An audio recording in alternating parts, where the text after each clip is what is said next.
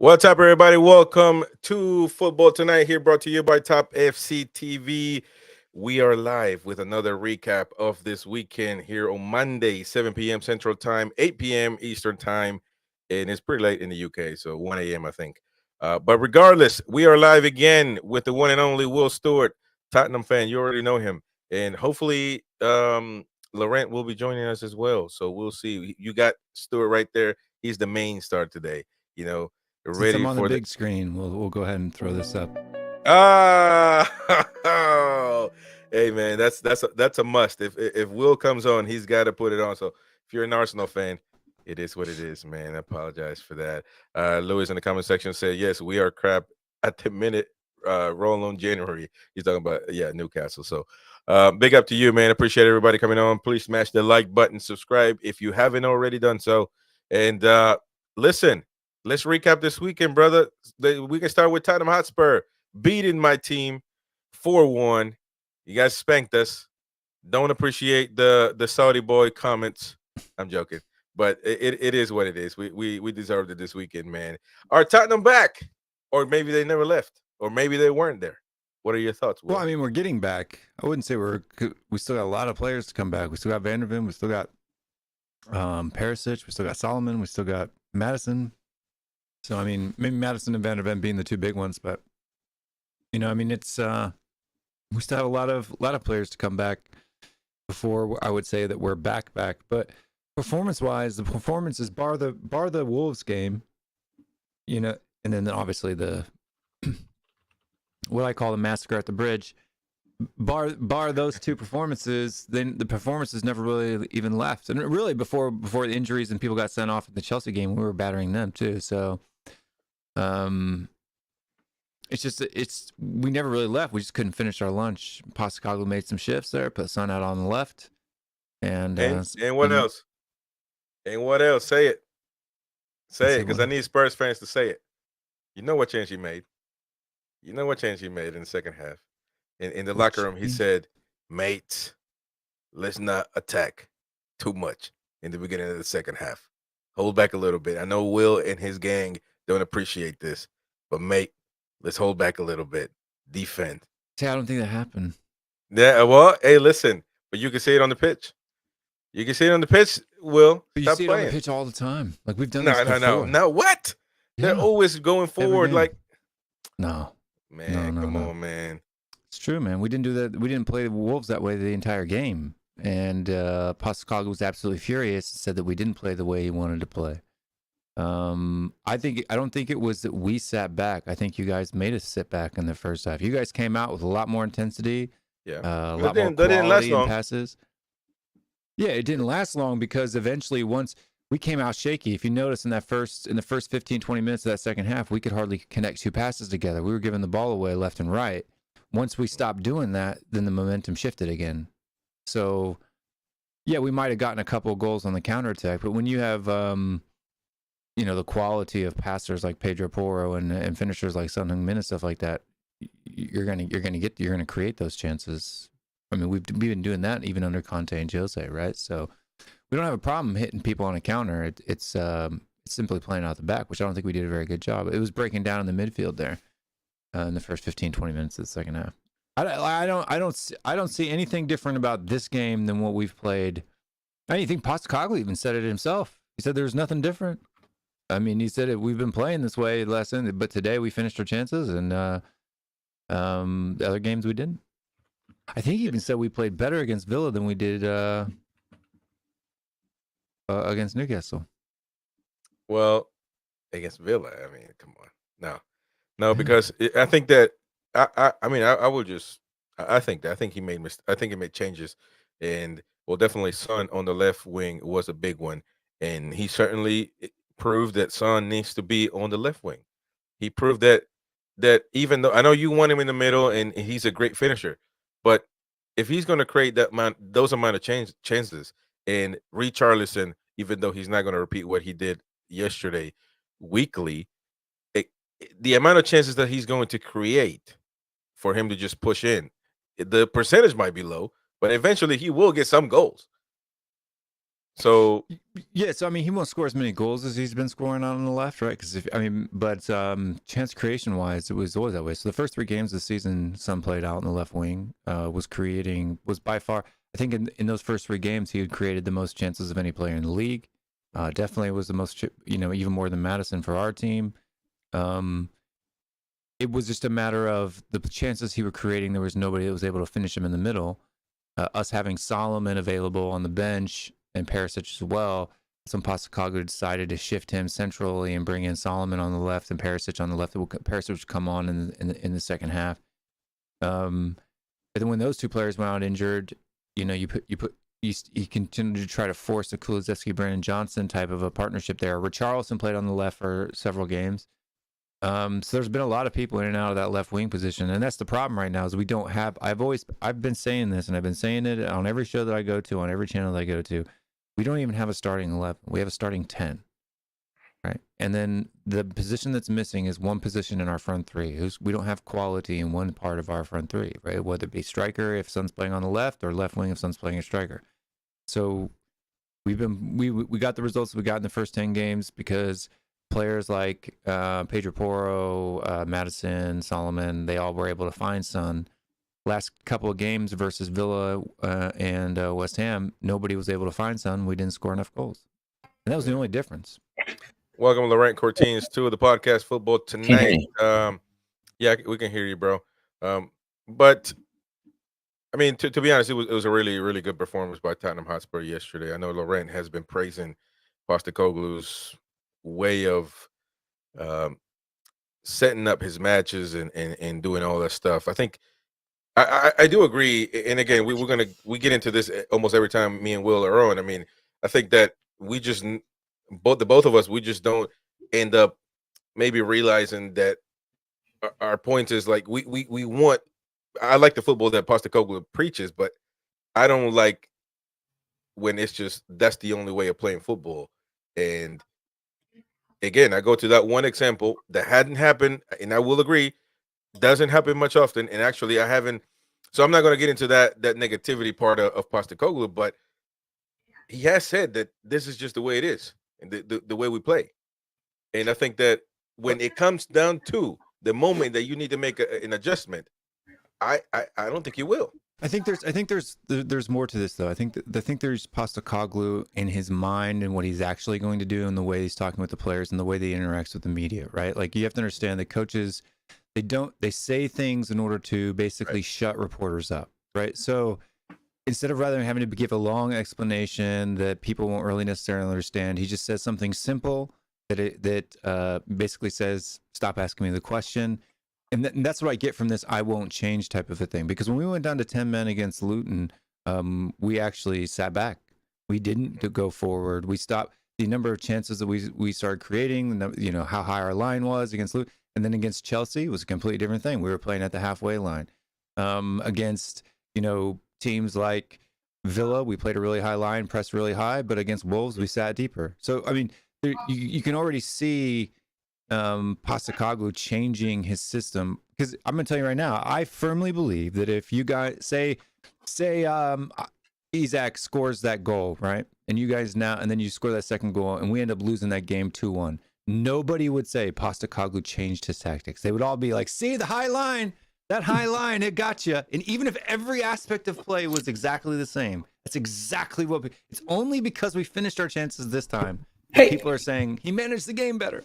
Hey, Will, I have a question about Spurs in general. Sure. Isn't a lot of what's driving some of the Postecoglou love and the sort of reason why he's loved by Spurs fans is the context in which he arrives, right? It's on the backs of Mourinho. It's on the back of Conte. 2 managers who literally were like, "You guys are lucky to have me," and just blasted his own team all the time. Like, "You're not good enough. You're not good enough. You're not good enough. You're not good enough. How can I play with these players?" Mourinho, lesser extent than Conte. Conte, listen, I know he had context. His friend died. He had cancer. He wanted to be home. Whatever the case is, but the key thing with Postecoglou is the context in which he's coming. He's there lifting the weight. There are Spurs fans, maybe, Will, you don't represent this group. They're just like, "This is so much better just because I can feel it's fun."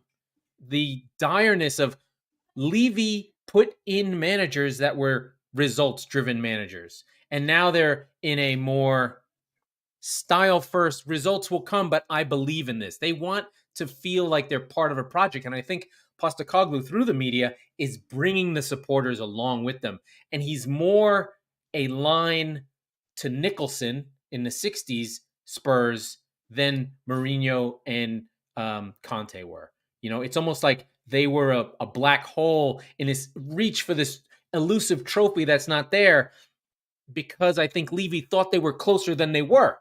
And he always tries to cheap out and gets the cheap version of the guy that you need versus the guy that you need, right? Spurs in 2016 or 17, they needed Van Dijk. Instead, they got, no one in one case. But they needed someone to replace. They needed Madison and to replace Eriksson at that moment, or whatever player you want to pick in that moment. But instead, they got Cutrate and Domblé, who everyone said, this guy's a head case. He might be great, but Levy's like, well, he's only 30 million. I might as well buy him. So it's those things that really make the Postecoglou narrative really work for Spurs fans. Yeah, I think the culture definitely. So the toxicity of the past 3 to 5 years. A lot of people forget about Nuno as well too. So it's well, he was the 8th choice, right?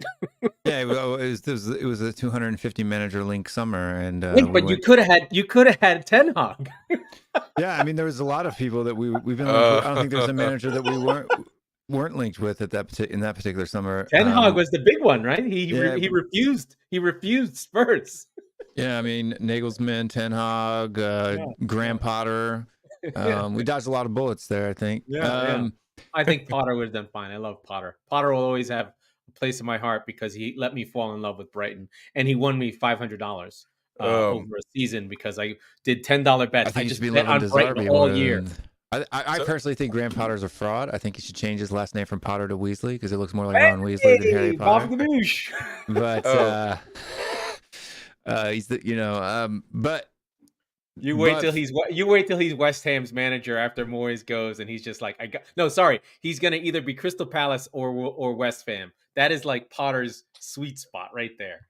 Yeah, I mean, because for me, it was finishing 15th, and then he finished one season at 9th with only a 6-point improvement from the previous season, and everybody lost their mind. And I'm like, it's 6 points. It's literally 2 wins out of the thing in one of the worst but he finished in 9th with Neil Maupay. Never forget. Yeah, but let's get back into the Tottenham. Sorry. No, you're good. I went deep nerd. But yes, I mean, but on the Postecoglou aspect of it, I mean, for me, it's not only the fact that I think that the style of football that he plays necessarily, because we've had attacking managers before.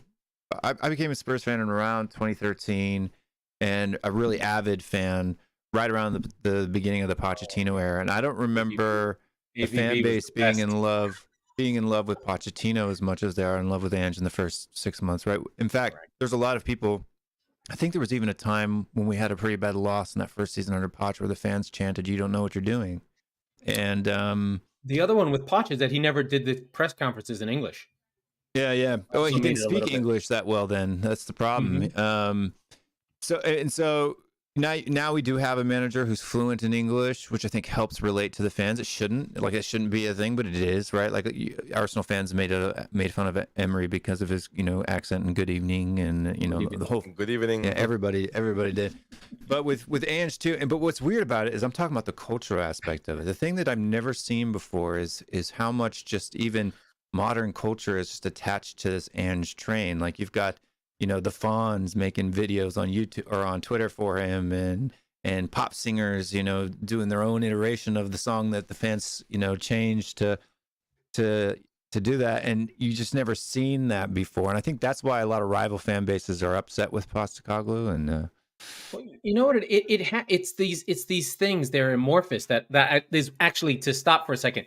It's one of the reasons. And if you're American and you're watching our show, it's one of the reasons that football is so amazing is you do have the cultural through lines, and clubs do carry ethos. Spursy, as much as Spurs fans don't want to hold on to it, it does get into the club, and the United way, the way that United is supposed to play, it does get in. City does carry around typical City, and even though we've been winning, City fans of a certain age do think we're going to find a way to lose in some inexplicable way. And those through lines carry on from supporter to supporter to supporter through narrative. And I think that you get it when the manager clicks, right? Klopp with Liverpool was just like, oh, of course, this is it. This is going to work. Even when that first season they had trouble, it was immediately going to work, right? You saw Lallana running around. With Ange, I think it just seems to click and it just worked immediately.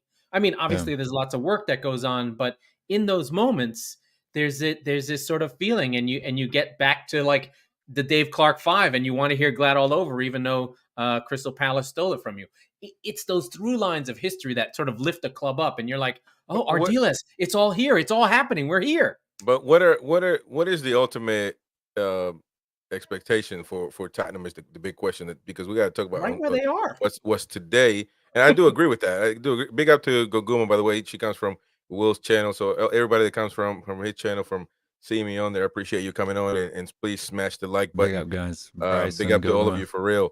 I lived in Korea, but I don't know how to read it, but I know, Will, you lived there for 1,000 years, so you might know. But I just know 안녕하세요, 감사합니다. I know how to say hi and all that stuff. But what are the expectations? Big up Goguma, by the way. What are the expectations for Spurs? I mean, is it just to where we're at right here? Competed with Newcastle, back and forth. Manchester United there. Surprisingly, they should be lower. But you know what I'm saying? Is it that, or do you feel, Will, that you need that one striker and it's over with? You can compete. No. So what I expect out of Postecoglou is a mini version of what he did at Celtic, right?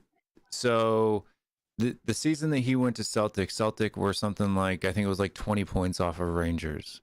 And next season, Postecoglou comes in. They struggle at the beginning a little bit, and then they end up winning the league by like 10 points. It was like a 30-point swing or something like that. Then the next season, he wins the treble at Celtic. Now, I don't expect those exact same trophy equivalents in the Premier League, but what I do expect is that this season that we finished in the top 3. That's what I expect this season for us, to finish in the top 3.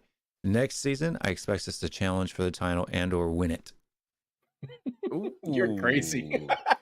but so you now listen. Will is pretty consistent in what he says, and he's very data driven. My mom always tell me this: you got some good points, but you're just wrong. So you know what I mean. But I don't know if that's what's going to be Will's take on this. You think that Tottenham is better than Arsenal? Am I wrong? Yeah, absolutely. We're playing better football than Arsenal, and that is not because you are a Tottenham fan. No. The data verifies that. I would agree, but I think that Arsenal have better players right now.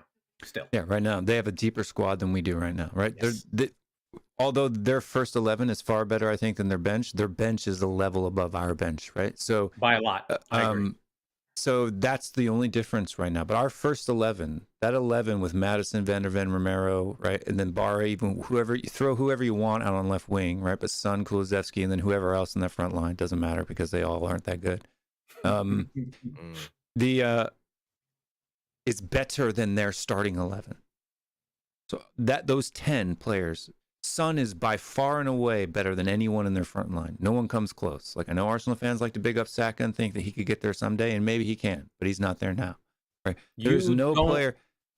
I like Odegaard better than Madison, just for durability.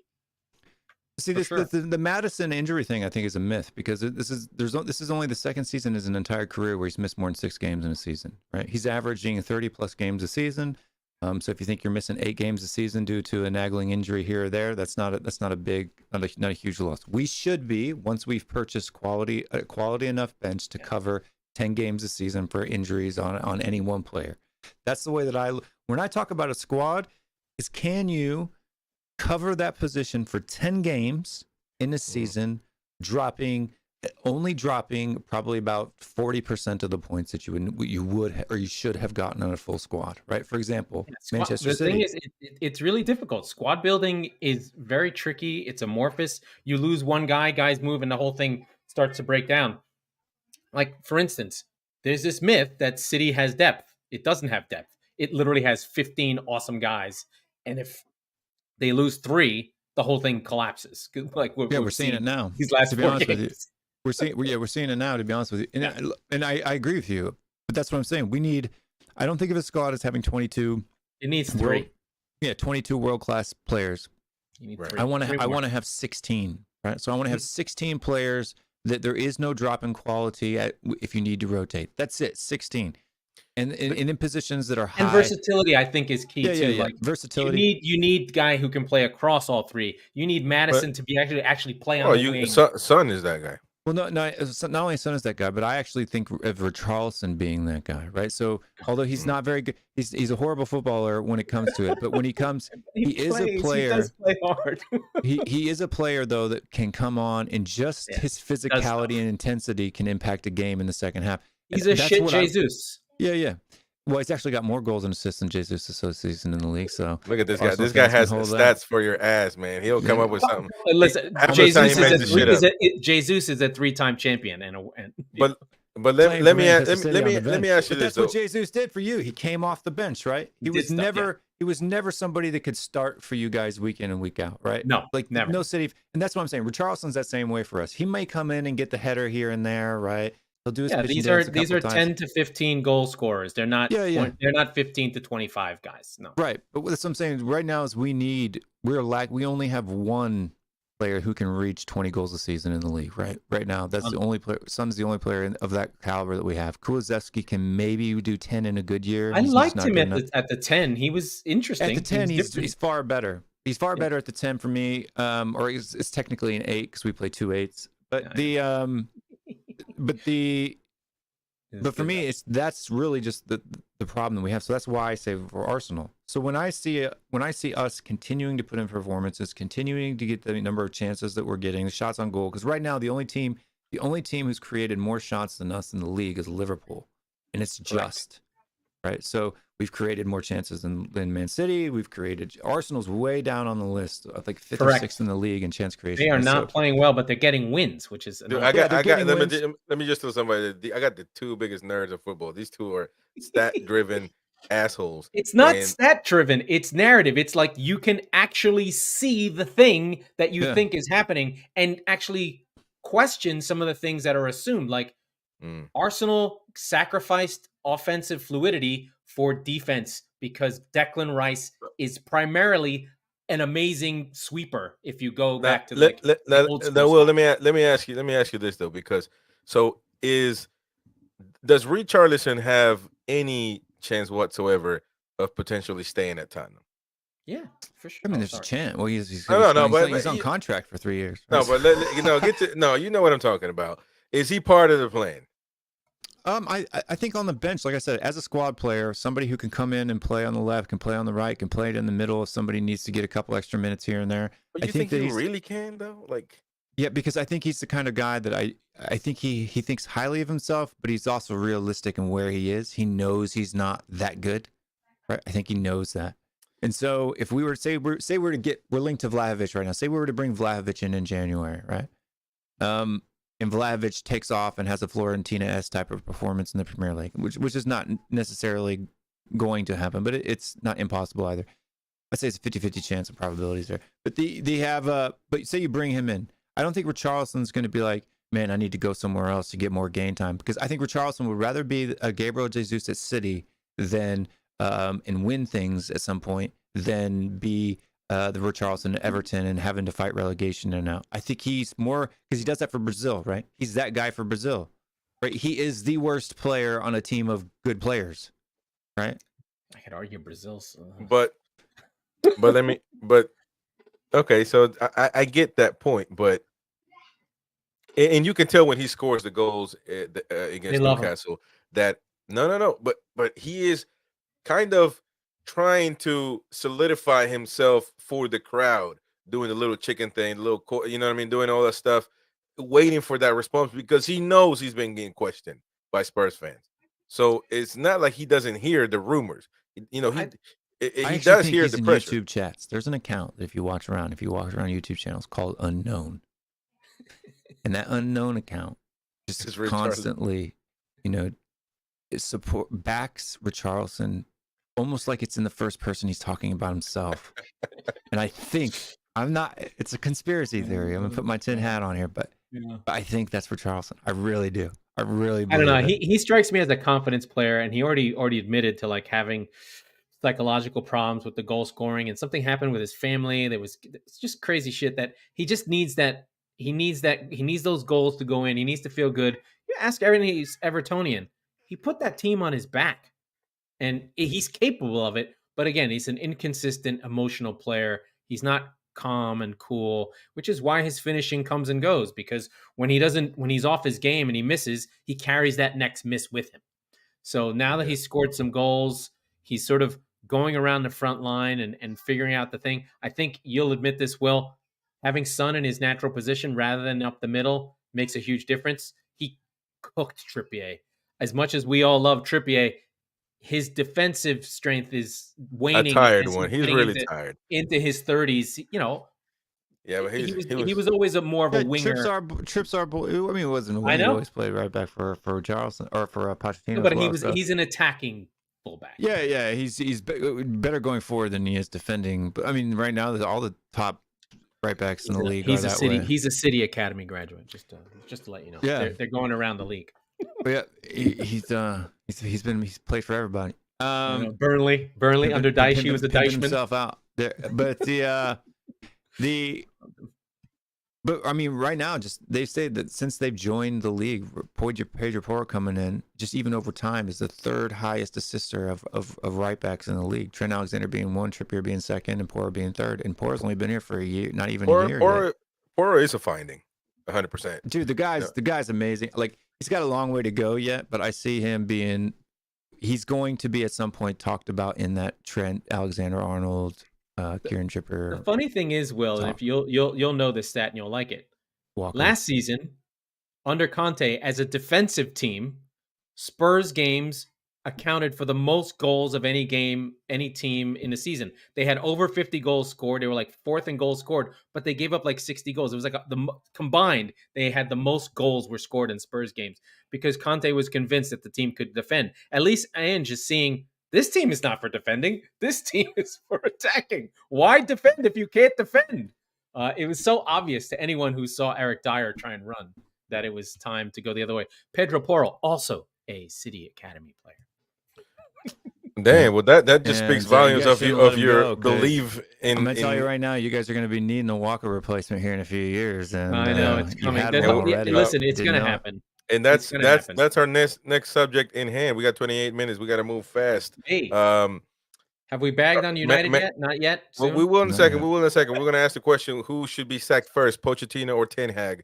At this question, there's a race, and they are trying really hard. But first, Manchester City crisis. I'm putting it out there. There's a crisis in Manchester City right now. Yes, there is a crisis. I mean, come on, bro. What is happening with this team, man? If they beat Luton, I get it, but I mean, the thing that's funny is that was a big win. Like, they needed it. It was like they did put a shift in, and I have to say, what City showed in that game was that term I like to use, that Englishness, that spirit, that fight. They met Luton where they were, and they said, you know what? We're in this ground. We're going to respect our opponents. We're going to war. We're rolling up our sleeves. We're sharpening our spikes, and we're just going to go at these punks in the manner that Luton wanted to play the game. Now, did they get hit by a sucker punch from some giant dude in a header? Yes, because Doughty, you want to talk about a man who can put in crosses, who's just a shit Trippier. He's one of the top creators in the division in terms of shots created as a wing player. So he usually plays as a wing back. Doughty, really good player, really bad haircut. He put that ball onto a bio and then sucker punch right the worst time to give up a goal. So City, we went in petrified that we weren't going to pull this out, but cometh the man, cometh the moment. Bernardo Silva with an incredible finish. I mean, nobody has a right to finish that well. Bottom corner, through bodies, gets the one goal. Then Grealish, luckily on a sort of squeezes it through the near post. And within minutes, City get their 2 goals. But then the difference with City this time was Pep Guardiola did go to the bench. Pep Guardiola did pull the players off. He did put defensive players on. He was like, we're not losing this. So he brought on Akanji. He brought on Stones, took off Guardiola, who's got a mistake in him. So he did go back with a tried and true and really grinded out a win that they needed, as much as City has to grind out wins. So off the Schneid, back at it. All the underlying numbers, I've been looking at them. City are not. It's not one of these City seasons where they're creating chances and giving up sucker punches. They're not creating anything. They're not offensively fluid. Things are not working. There was no Haaland in this game. City are really, for the first time in a long time, after they shifted their identity to a more defensive identity, they're now having to shift again to try and find the will to win. This is a mentality problem and a control of the midfield problem. They can't get the ball to Haaland because no one in the midfield can get the ball. So is it a crisis? As a City fan, I'm having a really hard time feeling worried or sad or upset when the trouble. It's really okay. Like I said, to start the season, Chris, you were with me. I said Arsenal would win this league. Again, not because I think Arsenal is significantly better, but because winning 4 titles in a row is really hard. Winning the treble was really hard. It took a lot out of the team, even 3% less with 2% worse finishing with injuries and changes. It's just hard to do it again. And then I think what City, have done is in weird way, make it look easy to win the Premier League. It's really, really hard.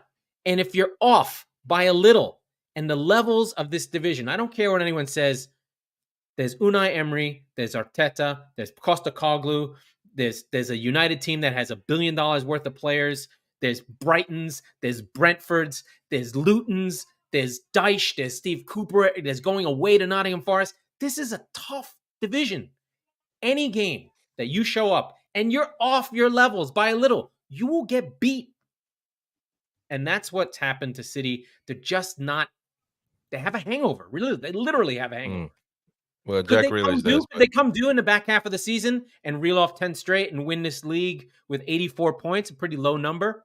Absolutely. Because I think it's going to be a lower number. It's not going to be a 90, 95 point season. It's going to be a grinded 83 with a couple teams on 78 and 79. It's going to be a more traditional Premier League season. What's up, Will? What's wrong with City right now? Actually, I was going to bring up the point you made on one of the streams that we were on. You think that Tottenham and City have been getting the same exact results almost as of late? Yeah, we've really been mirroring each other this season. They lost to Wolves, we lost to Wolves, almost on the exact same scoreline, right? We drew with each other. We both lost to Villa. We both got knocked out of the they tied a few more than EFL Cup. Real quick.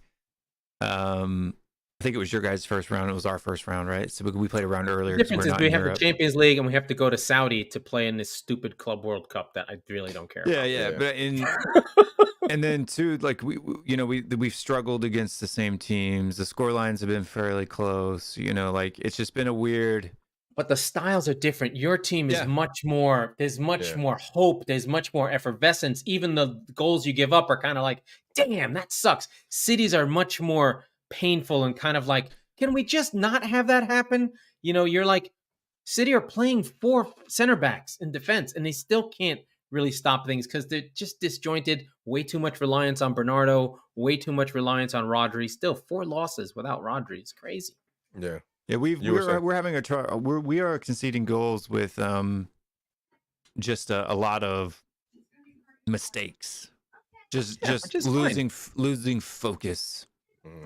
Yeah, and then Vicario saved you a couple games where you could have been in a lot of trouble. And that's one thing. Ederson is really frustrating. Like, he does make a good save, but sometimes you're just like, can you just be like Alisson, please?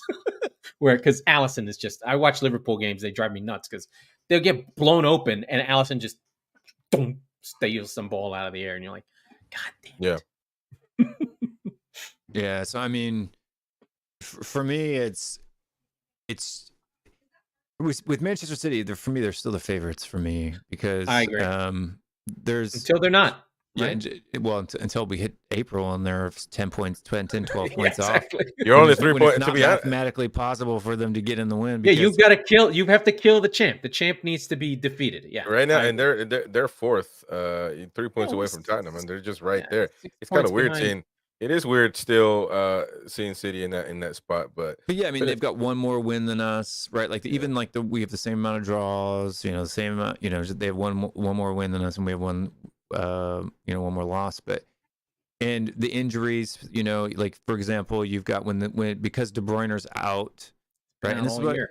And then you got Rodri. Whenever he goes out, it's like boom! Immediately the wheels fall off the bus. But it's because. But I'll tell you what, Man City struggles this year from an objective point of view when you're looking at underlying metrics, right? Is that it gives me hope, right? Because when you see the team that does it year in and year out have the same issues, and then when you plug Rodri back in, the results get better. And then when we plug Romero in, the results get better. When we plug Maddison back in, the results will get better, right? If the numbers, so this is what people don't understand about data. Data in the short term is very deceptive, right? It doesn't tell a story, but data over time mitigates error, human error in perception and all of these things. Yeah, it undoes those narratives that they just use because they're easy. So, and the reason that's why I rely on data, not in the short term, because I always love it when people use totals or they'll use, silly statistics that they twist them to do whatever. I look at hundreds of numbers at a time, and I'm looking at numbers that people can't even read, like NPXG plus AXG, and like these are statistics. Yeah, there's statistics that I can't read any of that. Yeah, but I mean, because They're that's very what will tell you. straightforward. It's not that complicated, honestly. Yeah, it's really not that complicated if you actually take the time to read the definitions of the terms of what they stand for. But like, it always bothers me when like Arsenal fans say, we've got the third highest XG in the league or fourth highest XG. But okay, XG doesn't tell you that you're creating chances. It just tells you how easy your shots have been, right? It doesn't even tell you if you scored them or missed them. Right, that's what I'm saying. So when you want to look, doesn't take for game state. If you're losing all the time and you take a lot of shots, you're going to have a high XG. Yeah, well, that's why I try to tell people. I said Martin Odegaard can take 10 shots from 30 yards out and sky him over the bar every time, and each one of those shots has a 0.04 XG, and that adds up over 10 to be the equivalent of one big chance. Right? Yeah. So are those shots equivalent of one big chance? No, they're not. They don't equate to that. Yeah. So when you're that's why I always loved Sonny. Sonny is like a consistent overperformer of XG. Like he's one of the most lethal finishers in Premier League history. So on average, he performs 31% over his XG season in, season out. That's on average. Which is Erling Haaland. Last year he didn't because he was hurt. Yeah, Erling Haaland is out of the second best, and he's 12% over his XG. So that means Son is almost 2 times as clinical as Erling Haaland is when it comes to. Son is over 8 seasons, right? Yeah. So Haaland's just 2, and this season he's kind of he's not as good. But yeah, I'm with you, Will. I look at this stuff, the revolution that Sean Foreman brought us in his sports reference sites. Once he put football into it, soccer, I was like, they've taken over. It's like you can't not do it. The only problem I have with it is it's not real time. Yeah, right. The data doesn't come in until a day later. Yeah, that's on like FBref. It comes in a day later, right? There are some smaller sites that I like to call elementary statistical sites that do them live, like a SofaScore, FotMob, Who Scored. But those guys all have different metrics and it pumps it out. But the reason why I prefer FBref is because one, it fits my personality. It's like looks like a spreadsheet, right? And there's just thousands of points of data that you can look into and read it. That top 5, when they put all the leagues together and you sort by age and you sort of start getting a look at a young guy and you start to figure out who's creating shots. Maddison has been out for 5 games. He's still number 1 in shot creation. Yeah, 8 passes per game. Yeah. All right, so we can move on from this one and right at the 40th minute to discuss who is going to be sacked first. Pochettino, Ten Hag. Manchester United losing to Bournemouth after every United fan on Twitter puffing their chest out saying we're back because they beat the almighty Chelsea. They were how never the mighty back. have fallen. And they're exactly the same as they've been. And then Pochettino battling against Everton away at Everton. Regardless, Newcastle went out there and lost as well, but regardless, we've had a better season than Chelsea. So, I mean, what is going on with both of these teams? It's Ten Hag just because there's more uncertainty right now at United, and Pochettino is sort of still carrying a little bit of that frame from his Tottenham days, but it will go. I think he'll get this year and they'll do next year and then they'll see where he is. The thing is that I think is really frustrating narrative wise is this Everton team is really good. They create chances. But I understand that. I don't care. That's not a bad loss to me. They didn't play well, but it's not a bad loss to lose to Everton away when your team is all under 25 years old. They're too young. They're all getting to know each other. This team is going to be inconsistent. They had ups and downs. I've been saying it all year. This is how it's going to be for Chelsea until they have some semblance of, oh no, this round player goes in this round hole. This square peg goes in this square hole. Right now, he's still moving them around. He's not helping himself by saying he needs to buy more. Even if it's true, don't say it, because nobody wants to hear that after you spent $1 billion in contracts. Regardless of whether it's the right players or not, they bought like 15 wingers. They bought all this stuff. Just separate that. Focus on creating a winning culture. Focus on putting players in the right spot. You know you have 2 players that you're going to play in Fernandes and Palmer, and you can trust Sterling. Figure out what to do in defense. Find a new goalkeeper. Sanchez, I think, is really bad. There's a reason why Brighton cut him. And just sort of ride with your team and stop worrying about results, because you're not going to get relegated. Just do the best you can and find players that you trust. I think that's the issue with Chelsea. That's contrary to most Chelsea fans that want him out. They're wrong. They need to let it go. Yeah. Will? It's gone. Your club is gone. That you for knew. me, I think Eric Ten Hag has got to be the one that goes. And for the Manchester United is as a whole, they need a complete rebuild from top to bottom. Very similar to what we've had to go through over the last 3 to 4 years. I mean, obviously they're a bigger club historically than us, but I have a question for you. But yeah, so for me, they've got to do that. They got to get rid of the CEO. They got to get rid of all of the back office staff people. Like, that whole club just needs a reset. Somebody needs to hit the reset button. A lot of these players that they've been having for Rashford needs to go. Like, there's this thing, like, for example, it was very similar at Tottenham. And when Harry Kane decided to leave, I think he was, regardless of his quality, I think he was a player that was holding the team back. He wasn't holding. He wasn't holding necessarily the club back from accomplishing anything, but he was holding the team back. Because when you have personalities like that, where the entire team is like, okay, he's our guy, and their whole mindset is get the ball to Harry, get the ball to Harry, get the ball to Harry. They stop taking accountability for themselves, and they stop putting pressure on themselves to be successful, because it's not even Harry's fault. They just do it by nature. Yeah. By nature.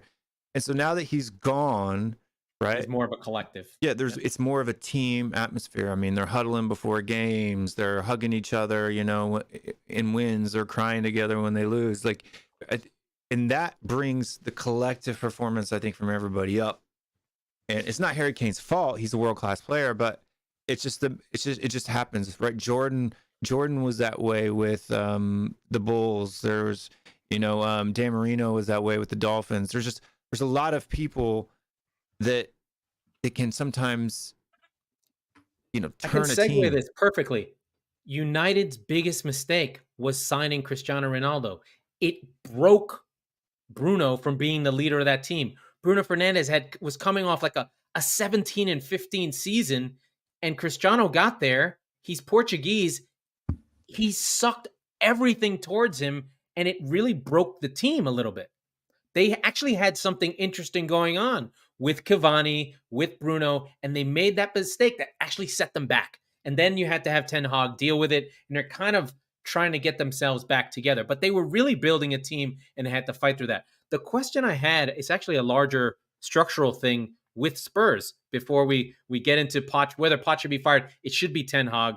Ten Hag, it's not his fault. Again, they're basically at a reset again. He's Moyes again. He's Ole again. It's structural. Like Will said, they need to hire Ainsworth from your team, from Newcastle, one of the best operators in the division. Put him in that team. Look to Brentford. Look to Brighton. These teams that are really well run, that have a top to bottom, vertically integrated team we have a way to play. The CEO is connected to the owner. The director of football is connected to the CEO, and the coach is at the bottom, actually only focusing on results. He's not worrying about where the players come from. He's worried about just the application on the field for that week. He should never be looking forward. He should never be scouting. He should just sort of go, you know what? I kind of want a winger who does this, like this guy. Not that guy. Don't get me, Anthony. What he really was saying was, get me a tricky winger who can cut it on his left foot. Don't get me the tricky winger I had with the left foot, but there's a vacuum. So Ten Hag has to make those decisions, and then these morons go buy players that aren't the right amount of money. Really, you should never. I mean, we've looked at it in every sport. Look at in the NFL or basketball in the NBA. Whenever a coach is the GM, your team is in trouble because those jobs have become so specialized. They're so hard to do. You can't possibly pick the players and coach them. You have to only coach them. And that's why I think Ten Hag will go. And that's why Pochettino's having a hard time too, because I think that structure is also a little bit muddled within Chelsea, but at least they've got best in class. It's muddled because they don't know what they're doing, not because it's been broken, right? So that's the difference. They're starting a whole new process. They pretty much sacked everybody that was involved in the Abramovich era, and they've brought in new people. He may have brought in some people that didn't know what they were doing, and he's having to adjust that now, Todd Bowley. That's actually who United should hire. They should hire Marina Gurniskaya, who's literally, and I'm gonna get on these women who are like, oh, there's not enough. The most famous and effective female sports executive in world football. In football, she was one of the best executives in football. She doesn't get interviewed. She doesn't show up on WSL. She doesn't do anything. She was an Iron Queen, and she should actually be running United because she was that good. She created that whole system under Abramovich. Now, does she know where the bodies are? Probably. But I was a big fan of hers. Pochettino, he may not get them to the point where they're winning things, but he'll get them into the top foundation. 6. Yeah, I don't think they'll make top 6 this season. Not this season, but right behind them. Yeah. Should be ahead of them if it wasn't for the points deduction. That is true. Let's finish up with Arsenal Football Club, man, in Aston Villa. Aston Villa gave them a rude awakening. And Aston Villa are performing well as well. But at home, man, they got freaking Anfield of the Midlands. But I think with Aston Villa, the deal is they have the same sort of Newcastle situation where they at home they're unbeatable. But I mean, on certain they're third. They have a better What happens coach. when you get clubs with massive history that come back into the league, right? And because that foundation that was built, decades ago is still there. It's just a matter of adding the new pieces, modernizing it, and adding new pieces. European champions. But Villa's a team that a lot of people underestimate. Unai Emery's a manager that a lot of people underestimate, and Arsenal's just not as good as they thought they were. Look, a lot of people say that Arsenal's defense is really good this year, and it is. And if you're only looking at goals allowed, which is a silly statistic, in my opinion, because there's a lot of things that lead to that and reasons for that.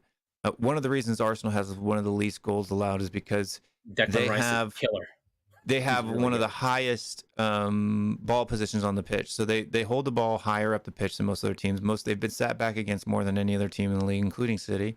And but they are conceding some of the most dangerous chances. So when you look at a thing, there's a stat called PSXG, which is post-save expected goals, right? And that's how likely a goal. This includes the goalkeeper's actions, right? Which is, I think, when you're talking about, of course, goalkeepers play. So why are we using XG, which doesn't take the goalkeeper's positioning or where it is in regard at all, right? The goalkeeper could be in the box, the goalkeeper standing right in front of you, your shot could be blocked. It doesn't matter. The XG is the XG, but post-save XG depends on what was the likelihood of the goalkeeper saving it in the shot, and they have conceded.